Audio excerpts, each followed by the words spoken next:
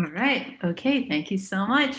Hi, everyone. I'm really excited to be here. Thanks for inviting me. And yeah, so let me just get into it. So I'm Dorsa, and my research is about algorithm design for autonomous systems and robots in general that interact with people. And these robots could be autonomous cars. I call AI agents robots too, so you can think about human AI interaction. And I do a lot of work in that domain too. And today, I would like to talk about autonomous driving and specifically planning part of autonomous driving, but a human-centered perspective on that. So how do we think about interactions with other vehicles? How can we think about other drivers around us and plan based on the fact that they're around us, and then we need to consider that. So let me just get into it. If you have any questions, just put it on chat, and I think the moderators will just ask it. And then there's time for questions at the end too.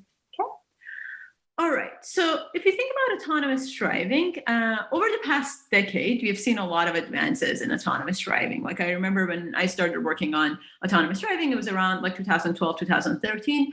And that was during my PhD time. And we had like driving capabilities for highway driving, but like city driving was still like a big no-no. But like now today, like when I go outside of my place, literally like down the road, I see Waymo cars just like driving around like on my street, and we have a lot of like advances since the past like I don't know 10 years or so, looking at autonomous driving in city scenarios, interacting with other agents, and that's pretty impressive. So I think like I do want to acknowledge that we have seen a lot of advances in this field. So that's great. But if I go back to like 10 years ago and I started working on like this problem, less than 8 years ago, when I started working on this problem, I kind of like had a very different perspective on the problem of autonomous driving and planning in this setting. And I want to kind of start with that and then move forward into like how I started thinking about interaction aware control and why, like how I changed my research basically to become a human robot interaction person, because I was not a human robot interaction person until like toward the end of my PhD. So when I started my work, I really wanted to like look at safety of these autonomous systems. I was interested in safety of generally cyber-physical systems and robots.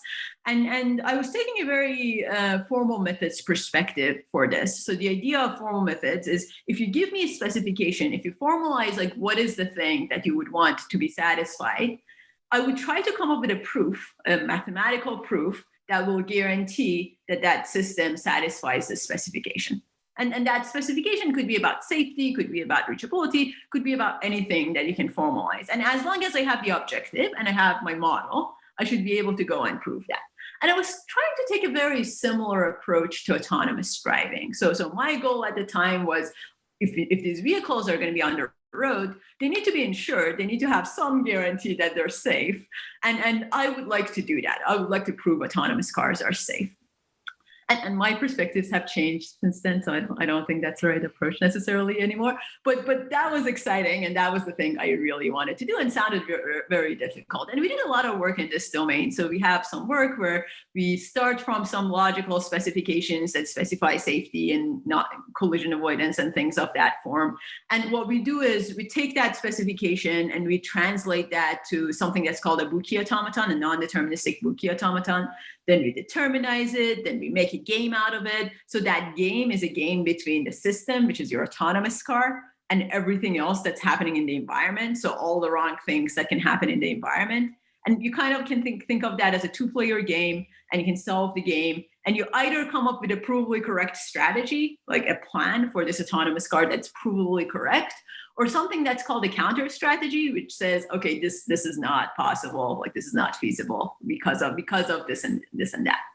And this type of like algorithms, like as you can see from this slide, they're computationally really challenging. This is a doubly exponential like algorithm that you can run, and you can try to give guarantees. But even like beyond that doubly exponential problem, which was like a big problem, I had this other issue with these types of settings where, and the issue that I had was, okay, you need to have a model of your system, your autonomous car. I do have that, but you also need to have a model of everything that happens in the environment. And that includes how other drivers around me drive, right? Like that includes how all these other drivers are acting in the world and behaving in the world.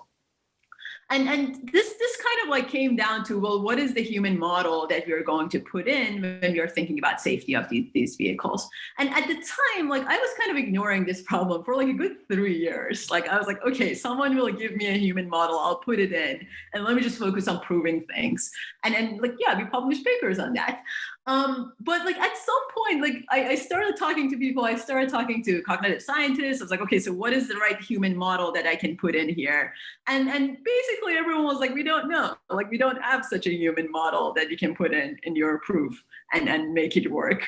So that was a little bit disappointing, but also introduced me to this idea of like we need to model humans. And if cognitive scientists and psychologists are not doing that, well, we need to do that, right? Like we need to come up with behavior models of how other drivers around us like actually act. And this is like way before like autonomous driving car companies would have like a behavior modeling team, right? Like now, if you look at like driving companies, they have like a team for that. Like this is before that. And I remember like taking approaches like being like, okay, I don't really care about this human model as long as I'm safe, right? So I can take this view that humans are adversarial. Let me just like take that view. Let me take a formal methods perspective on this and say what happens in the worst case scenario. And the answer is very simple. What happens in the worst case scenario is you shouldn't leave the house because, yeah, like if cars are adversarial, like that's not going to work out. Like you're going to have accidents every 5 seconds. And then on the other hand, you can assume that humans are deterministic and act like robots. And that's how like a lot of car companies actually started, like humans are just like robots. And that model also doesn't work because humans are not these rational, perfect agents. Like there's something in between that and like they're not adversarial either. There's something in between. And we actually need to like go about and modeling that.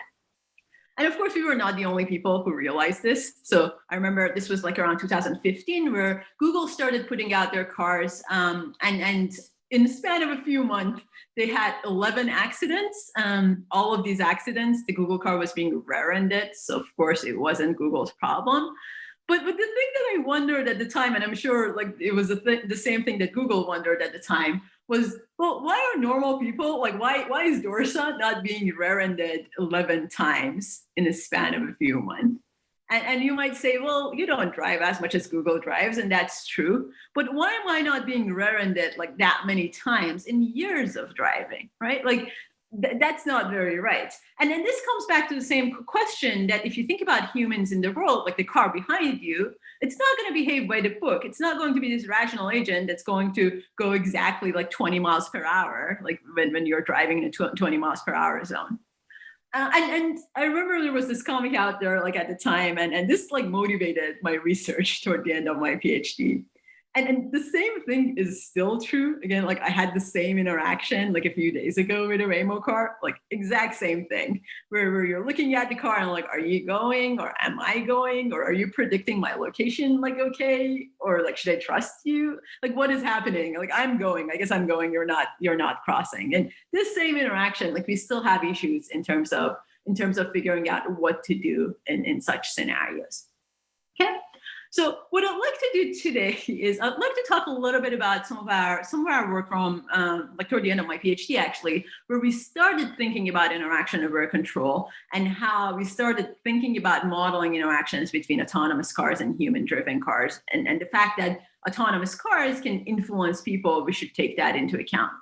And then toward the end of the talk, I would like to talk about some of our recent work where we're thinking about more challenging settings, like not normal driving settings, actually settings where we are in near accident scenarios. And when we are in such settings, how should we go about driver modeling? How should we go about interaction over control?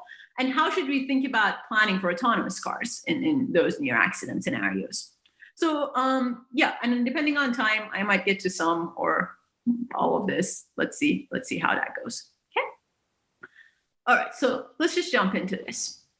So if you think about autonomous driving, like even today, a lot of times when you think about driving on a road, what autonomous cars do is they have an objective, they have a goal, maybe reaching a destination and driving normally and avoiding unsafe regions of the road.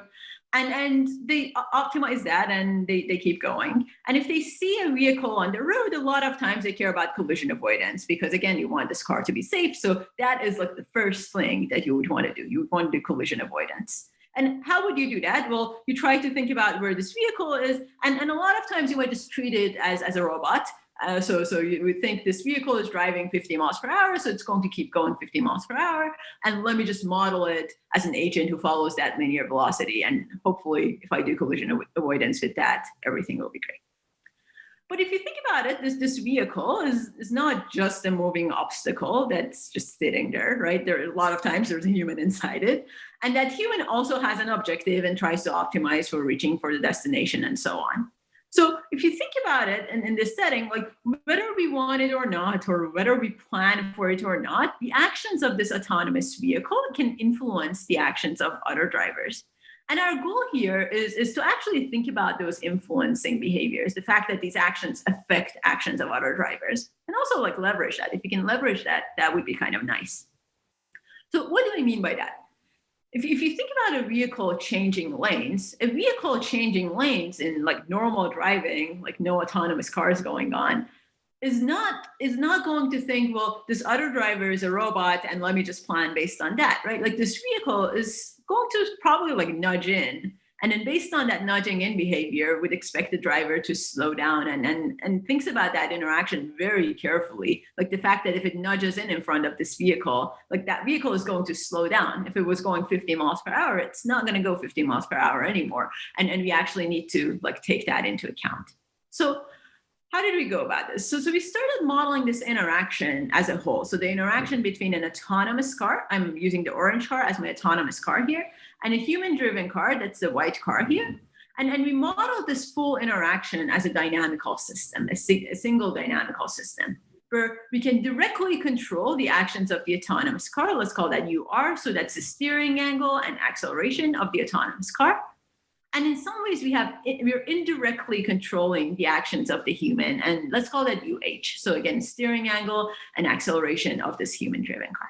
Okay, so this is kind of like an under-actuated system because you're controlling one thing, you're controlling this autonomous car, and by doing so, you're influencing the rest of the world and how the rest of the world is responding. And you can think of that influencing being modeled using this dynamical system. So more specifically, what is going on is we are basically coming up with an action for an autonomous car policy, a plan for this autonomous car. And one can think of that plan as an optimizer of some sort of objective for the autonomous car, some sort of reward function. And this could include things like collision avoidance or keeping lane or whatever the autonomous car tries to optimize. And it's a very good question to ask what that should be. And we have some works in that setting too. But for now, let's say I have the reward function and then I'm just optimizing that. But the thing is, this reward function, sure, is a function of state and actions, which is usual, but it should also be a function of how this other driver drives. What would be the actions of the human? What would be the policy of the human? And well, what does the human do? Well, the way we are modeling the human in this case is we are modeling the human as an agent who's approximately optimizing their own reward function. So we are basically using this model, this optimizer model of a human agent who is basically having some objective like collision avoidance, whatever it is. And the policy is going to be an argmax of that objective. Okay. So if you consider this interaction, there are a lot of interesting questions here, like what these reward functions should be and so on. But also, like you're looking at a nested optimization. Like my goal is to figure out what the autonomous car should do. And then that depends on another optimization here of what this other vehicle should do. So another question that you might ask is what should be the reward functions of the human? So let me first talk about that before jumping into the optimization. So the way we're modeling the human is as this agent who is optimizing RH, and we are using this idea of maximum entropy inverse reinforcement learning, which is commonly used in robotics as a way of figuring out what the reward function should be. So what we do is we collect a lot of trajectories of how the car drives. So that gives me probability of actions of how a human-driven car drives. And then from that, I try to recover what the reward function is under the assumption that probability of actions of humans is proportional to exponential of a reward function. And all that means is if I take an action that takes me to a better state, I'm going to weight that action exponentially higher. Okay? Sorry to interrupt, Dorsa. I think we have a question from Benjamin. Mm-hmm. Yeah. So in all this setup, which makes of course complete sense, the question I'm wondering right away is, would a human driver apply the same paradigm on a fundamental level than what is proposed here for the automated vehicle? In other words, if somebody's sort of behind me, you could argue that a human doesn't care about the vehicle at all. They do affect it, but they don't incorporate it in their optimization, in their design of the control. So in other words, is the idea that humans do something like that as well, and AVs should do it as well, or is the idea that it should be different, right? What is proposed for the AV because they can be made better than humans? And if it's the latter, of course, one can always argue, well, anything that makes the AVs behave differently, and even if it's their strategizing, could be potentially a can of worms, right? So what is the perspective on that? Yeah, that's a very good question. So it's actually the way we started this work. It was a former. It was a case that, well, the human is also doing that. And going back to this optimization, I'm going to go back to it. Basically, like this human also like takes into account these other drivers. And there's a question of, is that a right assumption? And there's a second question of, well, if it is, like, how are we going to go about solving it? For the first one, is that the right assumption? There is actually some work that shows that people are doing like these, a lot of times, like in some of these optimizations, like people are considering what is referred as theory of mind, which is like, I model like what you're doing and how you're going to respond, but they're not doing like a full game. Like there's some work that shows that people are doing like at most like a second order theory of mind, meaning that they're not like playing chess, but they do consider like the drivers around them and like kind of like they do this reasoning of what do other drivers around me actually do. That said, like I do think like, and I don't like, I can't like refer you to a specific work on this, but I do think like if you consider driving, in some settings you're doing reward optimizations, in a lot of other settings you're just doing some reflective policy that we've already like learned based on data. Like when I'm driving right next to my apartment, like I don't think I'm like doing this full-on optimization unless it's a novel, complex scenario. If I'm just like driving normally, I'm just doing the thing that I've done a million times and I'm just imitating that almost. So I'm not necessarily arguing this is the best model of the human, but it is a model and it is like representing how humans act in some settings. But the example that I should have in mind is something along the lines of what you mentioned before. I may want to switch lanes to the left lane anyways, and therefore I will have to interact with that other car in some form. So that is sort of the setup. It's not sort of the mind of driving that we just do. Okay, great, thank you. Yeah, and then under that, I'll come back to it in a few slides. Under that setup, the question is like, how am I doing this optimization? Because that's a pretty difficult setup, right? Like if you consider your human is actually like not doing like reflective policies and they're planning, then both of these agents are optimizing things. How are we going to like solve that? I'll come back to that in a few slides. Thank you. Yeah. All right. Sorry. Yeah. We have another question from Brad. Okay. I've unmuted him. Go ahead. So, I guess also, X is some kind of state space. So I guess roughly how many states are we considering? Yeah, so this was in a very simple simulation environment. So state X here was just the location of the other drivers and kind of like velocity and that type of information. So I don't remember the exact numbers, but it was like in the order of like 5 to 10. So it wasn't like a giant state space. But more recent work have actually like handled like bigger state spaces and so on. You could use like images here and like even like try to like optimize it based on that. But in this case, we were just doing a simple simulation environment where X is literally just a location of the other driver, state of the other drivers around me in my vicinity and my own vehicle. Thank you, Dorsa. All right. Thank you. Okay, so going back to this setting, right? The first question I wanted to answer is what should RH be? And then like think about like the optimization. So what should RH be? The way we are modeling that is by maximum entropy IRL, meaning that imitation learning, commonly used in robotics. The idea is I'll collect lots of data. From that, let me figure out what the reward function is. And in this case, we assume some structure on the reward function. We have some recent work where you don't need to like assume these structures, But let's just let me just mention what the structure is. The structure is, we're assuming the reward function is a linear combination of a set of hand-coded features. And the features are things like distance to the road boundaries, or distance to the lane, or like distance to the other vehicle. So these are features that you think you would care about, like when you're driving in these settings. And W's are the weights. So W's are the parameters of this reward function. So under the specific linear structure, linear and nonlinear features, what we do is, based on this approach, we are learning the parameters, the W's of this reward function from trajectories of how a normal driver would drive, like in this setting. Okay? All right, so now that I have the reward function based on how a normal driver would drive, I would actually need to solve this optimization. As I mentioned, this is a nonlinear, non-convex optimization. It's a nested optimization, and it needs to run like real time on the vehicle because it's planning. So we're making a set of approximations here to make this easier. The first approximation is, of course, we're not solving for the full world. We are solving it for a particular horizon. So we do receding horizon control or model predictive control, meaning that we pick a horizon, we plan for that horizon, we take a step, and then we replan. So that's the first approximation we are making.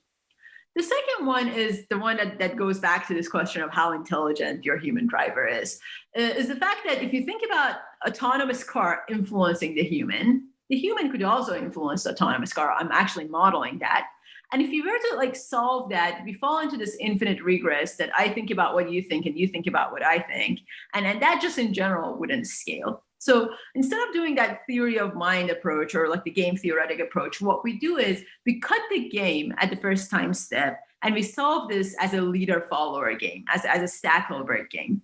And what that means is that the autonomous car is influencing the human, but at every time step, we assume that the human is observing the optimal actions of the autonomous car.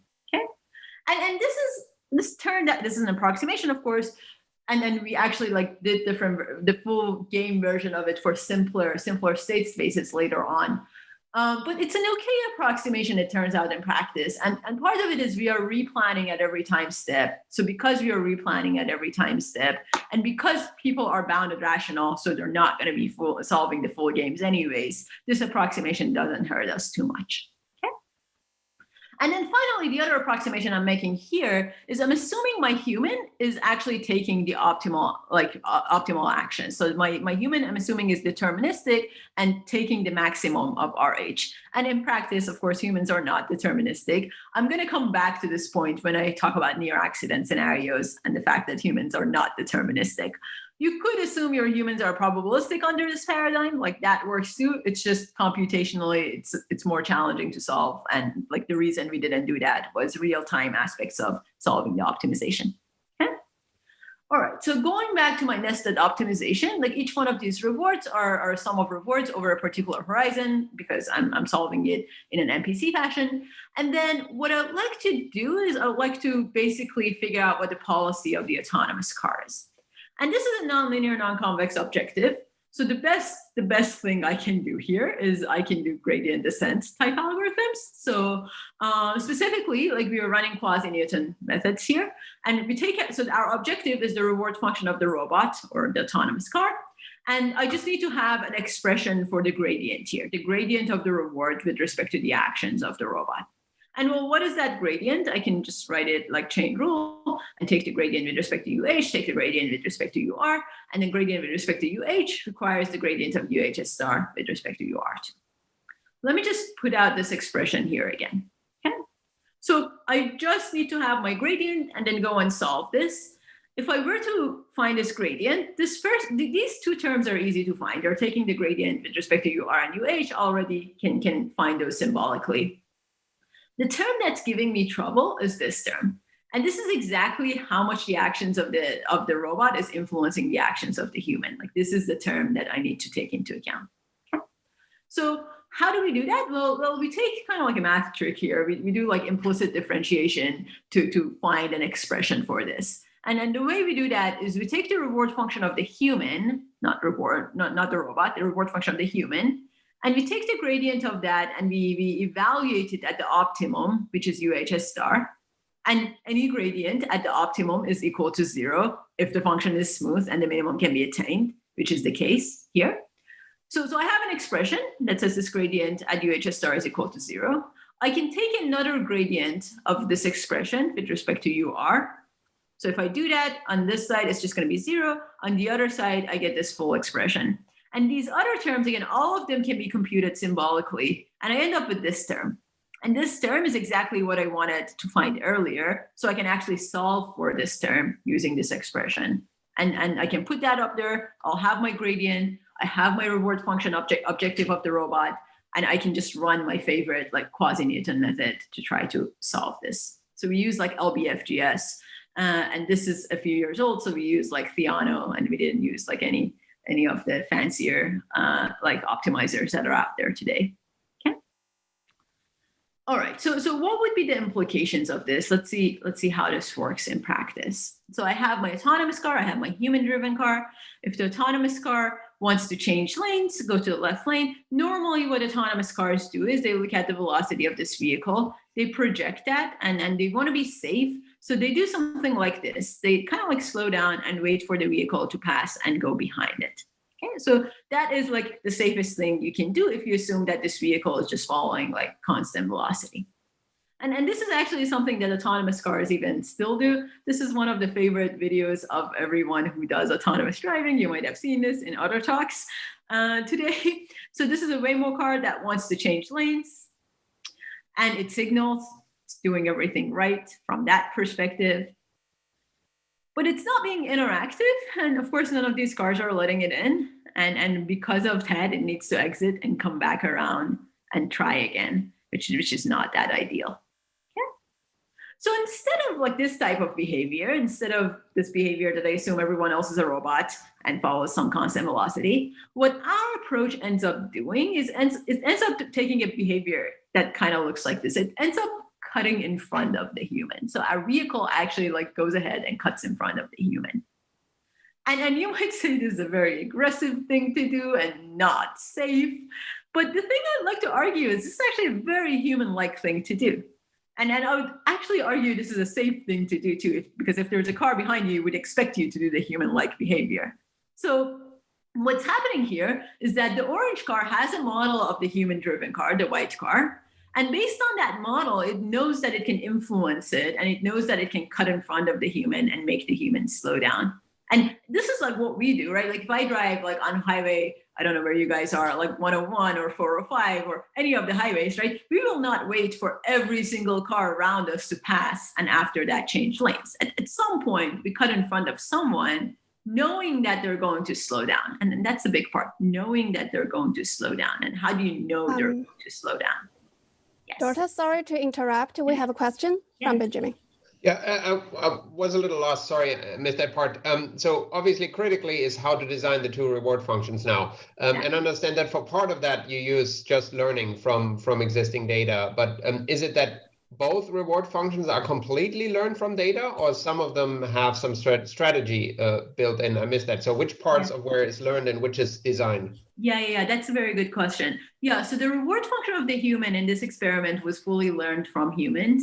The reward function of the robot was based on that, but it also had strategies in it. So for the robot or for the autonomous car, it's not just based on learning. Like we actually consider like what are the objectives that you are putting in, and we modify that. But the reward of the human is fully learned. And you're absolutely right. Like this all goes back to, okay, what is the reward function? And like, if I pick a good reward function, I can do these behaviors. But if my reward function is off, like, then this is not a very like safe thing to do. And how do we think about that? So the reward function for the AV is something that you designed that's a hybrid of, it needs to be sufficiently close to human behavior or something, but then I have certain things that I as a designer can make choices for. Exactly. And these choices are all intuitive things that you can choose, or they're like black box fudge parameters? There were intuitive things, but it's a very difficult problem. And I'm not talking about it in this talk. In general, like reward design is incredibly difficult. So it's intuitive, but I'm not saying it was easy to come up with a good reward function. Okay, great. Thank you. Thank you. And we are actually doing some other work, again, like not mentioning here, on like just learning reward functions like efficiently, so we can basically like have better representations of what the robot car or in general robots should do when they're interacting with people. So I think that's a very great like question and research direction in general. All right. Okay, so that was kind of exciting. We can also like do other types of behaviors that can lead to coordinations. We can target specific reactions from other drivers. I'm not necessarily like advertising this as like the thing that autonomous cars should do, but let me tell you what example is. So an autonomous car and a human-driven car come into an intersection at the same time. There's no stop sign, nothing. Basically, the vehicles just arrive at an intersection at the same time. Again, the autonomous car is the orange car. And the rewards that we put in for the autonomous car, this is like the thing we designed for the autonomous car, was to get the human cross first. So this is actually the heat map of the reward function. So what we wanted to do was this autonomous car just really wanted the human to cross first. And that was encoded in its reward function. So what our autonomous car did here was kind of interesting and kind of surprising. Our autonomous car decided to back up. And we were like confused by this. We were like, why is this car backing up? Like, I don't understand what it is doing. But if you think about like this game theoretic framework, like it actually makes sense what it is doing. It's backing up because it thinks by backing up, it's making more room for this vehicle to cross first. It's actually like it's actually influencing this person to cross first. And it comes up with this backing up strategy just out of the optimization. Like we didn't hand code, you got to back up at intersections. It just like came out of the optimization naturally. And that was pretty interesting because like, yeah, I've never seen like a car back up at intersections, like autonomous or non-autonomous, but I've seen like pedestrians a lot of times do this, right? Like when they're at intersections, they like back up a step to kind of like show the other, like the drivers that I'm not crossing, you should go first. I'm not really like crossing right now. So it was pretty interesting to see that the vehicle used motion to coordinate with this other driver. And by backing up, it thought like that is the way to coordinate with the other driver. And this is the type of behavior that in general we see in human-robot interaction like all the time. This is like an exciting behavior, like robot using like motion, implicit communication to coordinate with other agents. So that was a cool behavior. And like the common question that usually comes up here is, what if there is a car behind it? Like, sure, it will not back up because it has a reward function for collision avoidance. So it's not like it is like putting safety like on hold for backing up. So backing up is in this particular scenario where like safety would not be an issue. Okay. All right. So of course, none of this makes sense unless it works with real people. So we decided to do a user study, and this is a very simple user study. We have ran like fancier versions of it too, but basically we used the steering wheel and braking pedal, and we got people to drive on this car simulator. And what we saw was, for this backing up example, when the autonomous car backs up, the ideal human crosses first. So going on this side of the star, basically this side is corresponds to crossing first, and being on this side corresponds to crossing second. And this is the trajectory of the ideal human. And what I mean by ideal human, this is the thing I've learned from inverse reinforcement learning, from trajectories of humans. This is what I think humans would do. Like, this is what my robot thinks humans would do. But in the user study, we actually brought in people and they did different trajectories. And what ended up happening was, when I'm using this algorithm, this interaction over algorithm, all our users did trajectories that are shown in orange. This is the average and standard error of what our users did. And they all crossed, basically they all crossed first, the human all crossed first. And they did something similar to the ideal human. But if you're not using this model, if you're just doing collision avoidance and the usual, like assuming other agents are dynamic obstacles, what happens is that all our humans follow a trajectory that corresponds to this gray trajectory, and they all cross second. So the gap that we see between these two types of behaviors is a gap corresponding to like planning with a model of the human versus planning without a model of the human, which was very interesting because you can, again, influence people, and that part of it was exciting. So I want to briefly talk about this because I do want to get to the near accident parts a little bit too.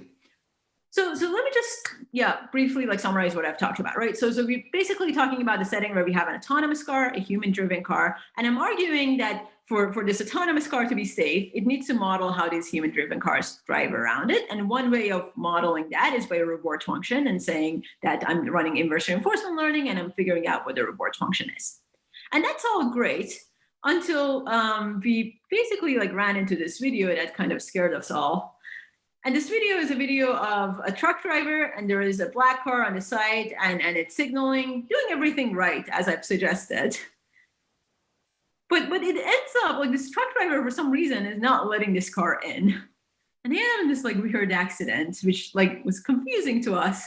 And you might say, well, the truck driver, maybe the driver was asleep or like angry or completely out of it.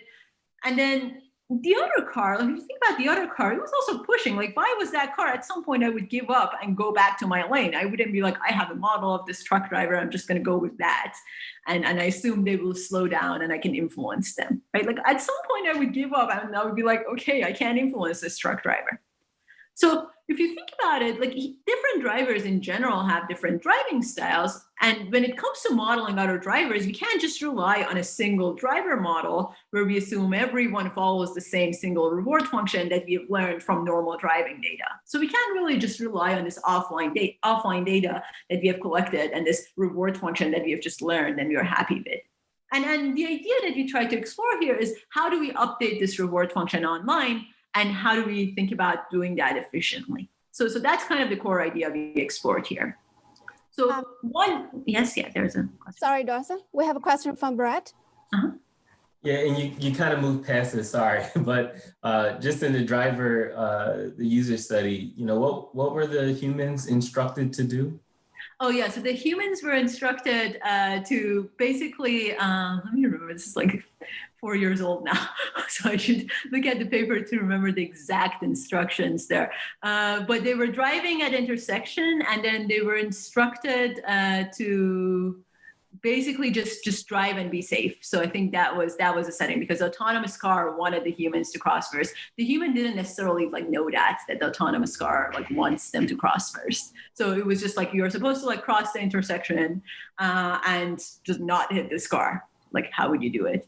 And they would basically arrive, and what would happen was when the autonomous car would back up, like for some of the trials, they were like, what is this car doing? I'm just going to go. And in some of the other cases, they would be like, okay, I guess this car is not crossing, so I can do it. So we kind of got this influencing behavior that when the autonomous car backs up, you're more confident that I should cross first. But in the other case, when the autonomous car doesn't back up and just does collision avoidance, like you're not sure, so you kind of like allow this car to cross first at times because you're like, I don't know like what it is doing. I guess I'll try to be safe and let the car pass. Thank you. Thank you, Dorsa. Of course. Yeah, so going back to this setting, one could try to model, like basically expand this model and incorporate this theta parameter that corresponds to the driving behavior of other drivers around us. And we can simply have a belief over that, right? I can have a belief over theta corresponds to driving style, and I can just update that belief based on the old belief that I have and my observations, probability of actions of humans. And that's all great, right? That's called like passive estimation. You're passively like updating your model, but you're estimating the other driver. You're doing this Bayesian update on your belief of how this other driver drives, and that's the right thing to do. But there's a problem with this, and the problem is you got to get lucky to see any informative behaviors from this vehicle, from this white car. It's kind of like this scenario. Like you might be looking at this turtle, and you might think it's a nice, calm turtle, and until you like poke it, you don't realize that what type of turtle you're dealing with.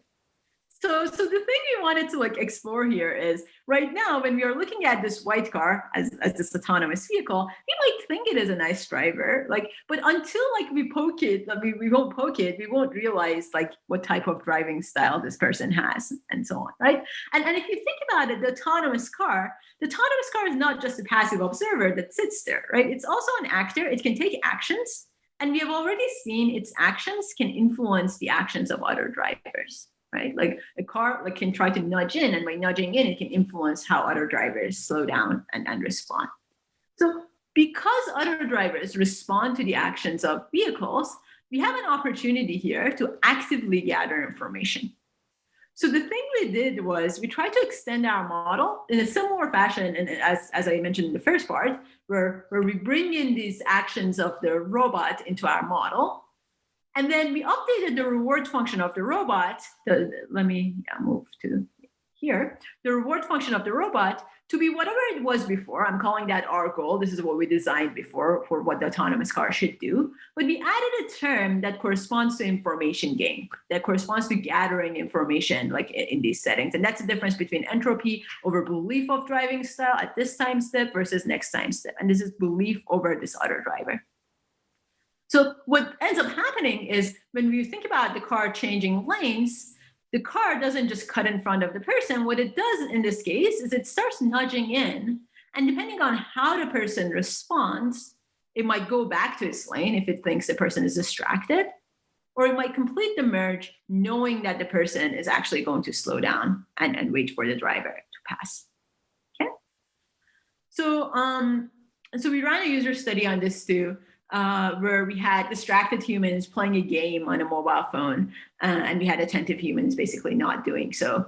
And we tested active information gathering versus passive estimation. So once you do that, if you're doing passive estimation, meaning that you still have this belief, you update that reward function, like you don't have a fixed reward function, you update it, but you're not actively probing anyone to figure out what that reward function is. If you're doing that, if you look at the trajectories of humans, attentive or distracted, it's kind of hard to differentiate between them. But if you're doing active information gathering, like active probing of the agents, we have like a larger gap between what attentive humans do and what distracted humans do. Attentive humans actually slow down and wait for you, but distracted humans might keep going because they're playing on a phone or whatever. So we can basically, like, using active information gathering, we can create this gap and have a much better estimate of how other drivers around us actually act. All right, so let me summarize the key idea here, and I'm out of time, but I'll probably spend 2 minutes briefly summarizing some of the other works. So just a key idea here is that robots' actions influence the actions of other agents, other humans. And what we were trying to do here was we were trying to leverage these influences and effects for better safety, for better efficiency, coordination, and estimation, as we saw in this last part. So we don't really have time to talk about in details what we are doing here, but just briefly, everything I've said here depends on that reward function, right? I think someone asked about everything depends on how good your reward model is. And in some of our recent work, we were looking at basically coming up with better models of humans. So in a recent work at HRI this year, what we looked at was considering near accident scenarios and how the reward function changes when we are in near accident scenarios. So we've used ideas from prospect theory where we basically try to modify the reward function in order to capture the fact that humans might drive differently when we are in near accident scenarios. They might drive suboptimally. So what I mean by that is if my reward function, so far I've assumed that the optimal action of the human is just maximizer of the reward function. This is the model I have assumed so far.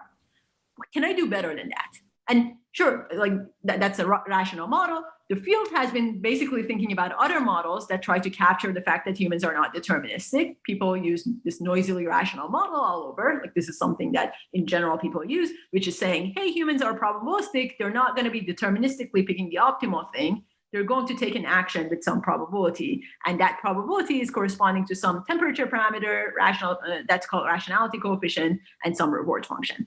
But this model is still kind of weak. And the reason it is, it still assumes the most likely action of the human is to take this optimal action. But when you're in near accident scenarios, it turns out that a lot of times the most likely action of the human is actually not the optimal thing. It's something that's suboptimal. So what we do is we use prospect theory basically to try to capture these types of models and incorporate that in our planning and so on. Sorry to interrupt. We have 5 more minutes. Okay, I have 5 more minutes. That's great. Okay, so all right, yeah, sure. So moving forward, so we use this idea of prospect theory to better model how humans drive in these settings. We try it out in a near accident driving scenario where a vehicle is trying to make unprotected left turn, and you got to be careful about that unprotected left turn and predict if this oncoming vehicle is going to pass or not pass. So my autonomous car is my red car, and my human-driven car is the blue car. And the idea is the autonomous car should try to figure out what the human is doing. And you shouldn't assume that humans are deterministically optimal in this setting. So we show that using this idea of prospect theory, we are better able to capture how human drivers drive and coordinate with them better. Okay, so let me just move to the end of the talk. And this other work that I also didn't get a chance to talk about is also thinking about near accident scenarios, but it's not trying to model humans. Instead, what we're trying to do is we're trying to plan for autonomous cars in these settings. And we take a hierarchical approach where we think about using reinforcement learning at the top and imitation learning at the bottom in order to come up with better plans for how autonomous cars should drive, like in these settings. And what is the key insight here? The key insight here is the fact that in near accident scenarios, a lot of times we have things that are called phase transition, meaning that you're either, so for example, let me show an example of that. You might be driving down the road, and as you're driving down the road, you might just keeping some sort of velocity, but there might be some occlusion, and because of that, you might not see a vehicle like passing through. And once you see that vehicle, you'll slow down. So there's a phase transition, there's a jump in a behavior that you are taking here. You actually like slow down, you brake. So what we are doing is we're using kind of like this idea of mode transition and phase transition, and we're designing this hierarchical approach to capture these phase transitions and be able to handle driving given that we have phase transitions. So that is kind of the core idea of this hierarchical approach. And we've actually tested it on like 5 different types of near accident driving scenarios, like crossing the traffic, or if a vehicle like halts in front of you all of a sudden, or if a vehicle is coming towards you, like toward the wrong direction, this unprotected left turn example, and kind of like merging between 2 vehicles. So this was a work at RSS this year, if you're interested in looking at the details of it. All right, so let me just summarize and end the talk. So I've been talking about this idea of modeling humans and taking those models when we are planning for autonomous cars in general, and in general for robots. And I think one thing that I didn't talk about, and is something that I'm very excited about, is the fact that it all goes back to what is the model of the human. And we have done a ton of work trying to come up with good models, right? Prospect theory, like in general, like learning reward functions, imitation learning. But none of these models like capture the fact that humans also change. And I think it is super important to think about like how these reward functions change and how we are actually, again, influencing people and changing their behavior. So here's an example of this. So I used to live in San Francisco, and I would bike to the Fourth and King station to take the Caltrain and get to Palo Alto. And there are these cruise cars that are basically testing in this area, and it's very brave of them that are to test in San Francisco. But in general, like they tend to get stuck a lot of times at intersections. And it's so what my response is after interacting with them a few times is that when I bike, I just go around them because I don't want to get stuck behind these cars. They're probably stuck. And my behavior is I'm just going to go around them. And that's kind of crazy because based on like 3 interactions that I've had with a cruise car, I've decided to like go around this vehicle, change my behavior. I'm giving wrong data to cruise, which is like scary every time I think about it. But in addition to that, like I think like, yeah, my behavior has changed like based on that interaction. And in general, I do think we should think about how autonomous cars, robots, affect us and change our reward function like that we would normally follow. And how we capture that, I think, is incredibly important in short interactions as well as in long-term interactions. So another space we are looking at is the space of like traffic networks. And if you think about traffic networks and putting a number of autonomous cars on the road, I think the last talk was probably about that too. So we're doing some work in that domain too. If you put a bunch of autonomous cars on the road, how can they influence traffic? Like how can they influence congestion? And one interesting thought here is if you think about interactions between vehicles, like over a long period of time, they actually change like our driving conventions and driving behaviors. Like if you think about driving in Palo Alto versus driving in Tehran, which is like where I grew up, like it's completely different, like very different from each other. Both of them work kind of okay, which is interesting, but there are very, very different driving conventions and cultures going on. And you might argue that the reason we're getting these driving cultures is that over repeated interactions of these cars influencing each other, we have ended up in 2 very different equilibria. So can we understand how autonomous cars can influence the equilibria that we reach to as a network, as a traffic network? And can we actually plan for them to end up in one equilibria as opposed to another one? And that's something that in general we are very interested in. We have like a recent submission on that, like thinking about multiple equilibria in these games and how can we get to one as opposed to another. I think is an interesting direction. All right, so with that, I'm going to skip these traffic works, and I'm going to thank the group, and thank you guys, and I can take any questions if there's any time left.